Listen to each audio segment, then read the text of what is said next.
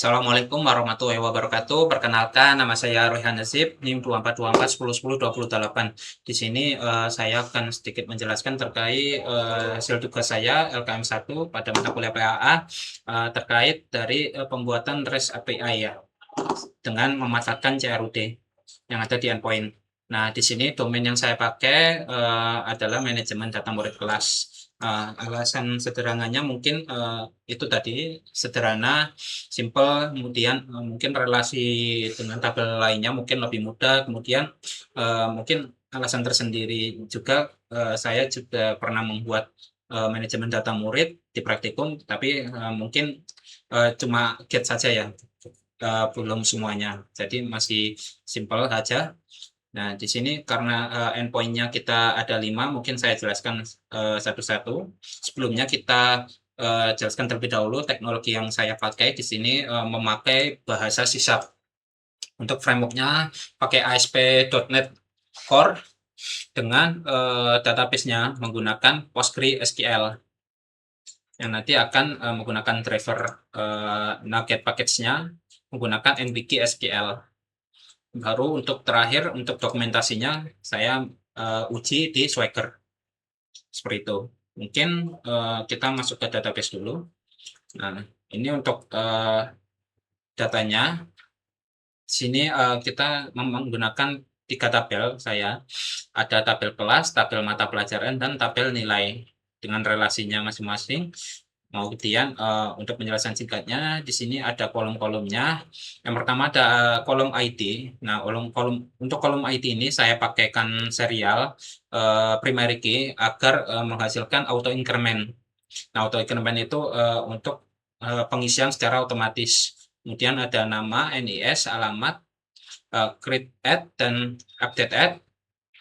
Kemudian untuk di dalam di sini kita pakai index juga. Nah, untuk query penjoinan atau foreign key-nya seperti ini untuk menambahkan relasi. Kemudian untuk sampel datanya mungkin seperti ini ya. Ini yang ada di tabel kelas. Lanjut ke tabel pelajaran seperti ini. Kemudian untuk tabel nilai seperti ini. Nah, kemudian untuk mungkin langsung ke demo aja ya. Nah, langsung ke demo. Di sini CRUD yang pertama adalah get, mengambil data. Untuk mengambil data ini saya mengambil data kelas, mengambil semua data yang ada di database. Nah, di database itu ada data murid yang ada di kelas. Execute. Nah, seperti ini sama dengan totalnya 5, datanya seperti ini. Untuk statusnya sukses karena kodenya 200 ya. Nah, seperti ini. Kemudian lanjut ke get ID. Get ID dulu aja biar simple. Nah, get ID ini fungsinya untuk sama mengambil data tapi lebih spesifik ke ID-nya. Jadi kita perkecil, misal kita ngambil salah satu data aja. Jadi misal ID 1 ya. Kita cek execute. Nah, maka respon bodinya seperti ini. Untuk kodenya kalau sukses itu 200. Jadi seperti itu. Nah, di sini untuk satunya ID sekelas 1 itu seperti ini. Kemudian untuk post ini untuk menambah atau create kalau bahasa dianunya. Mungkin ini kita nggak usah ya. Kita coba execute. Sebelumnya saya sudah membuat, cuma sudah saya hapus. Mungkin biar waktunya lebih cukup. Kita mungkin ganti aja ya. Ini dulu ganti Jember. Ini kita simpelkan aja ya. 1, 2, 3, 4. Nama mungkin City mungkin. Kita coba execute.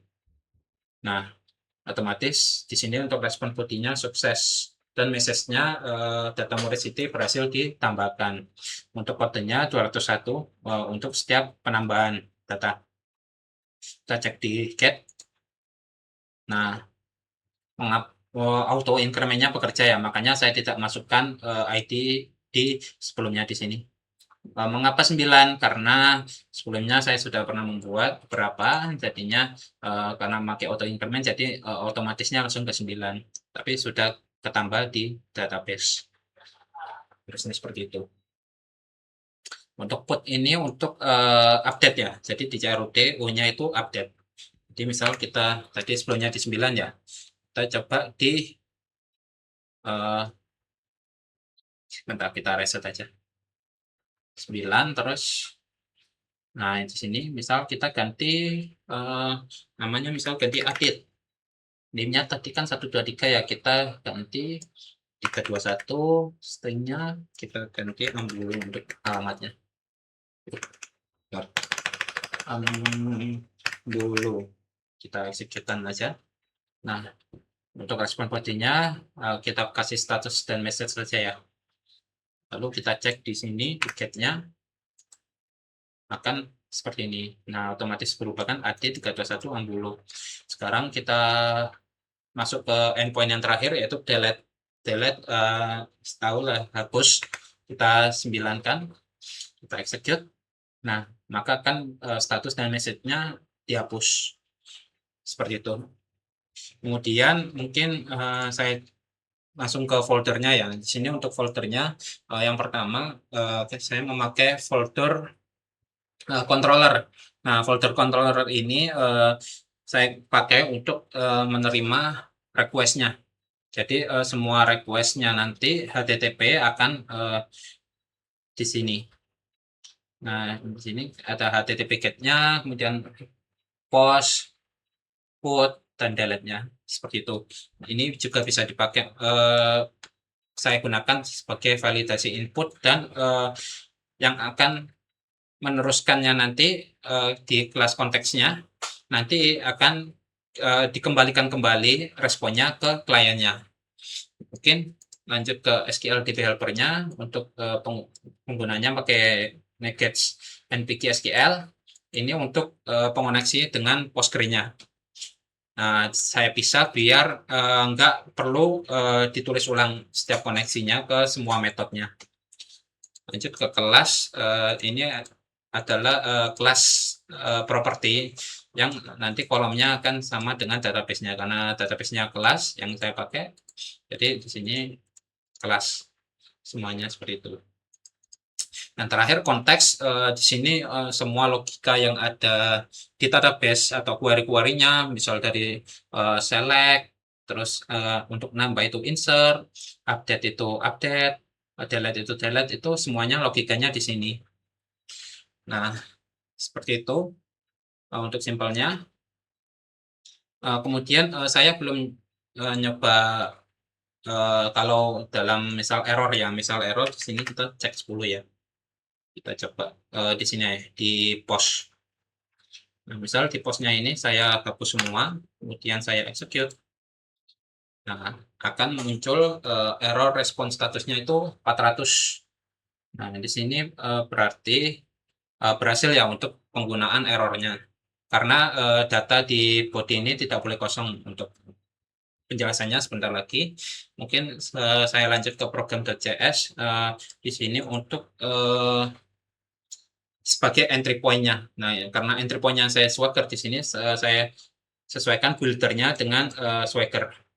Nah, di sini use Swagger UI-nya juga. Nah, mungkin lanjut ke yang kelas controller tadi ke post ini. Nah, untuk alurnya endpoint-nya ini dari masuk dari data masuk sini ada per event juga sampai ke status errornya. Nah, jika sukses maka akan melakukan status 201. Kalau error itu 500. Seperti itu. Ini juga parameternya juga. Kemudian request-nya ini berupa JSON ya. Seperti itu. Kemudian lanjut ke kelas konteksnya di bagian update. Nah, seperti ini untuk update-nya. Sini untuk barisnya di bagian sini dengan pengoneksian database-nya juga ya. Jadi seperti ini untuk penjelasan exception-nya. Nah, maka dari itu untuk alurnya mungkin salah satu endpoint-nya seperti ini. dari saya mohon maaf apabila ada salah kata atau salah ucap. Assalamualaikum warahmatullahi wabarakatuh.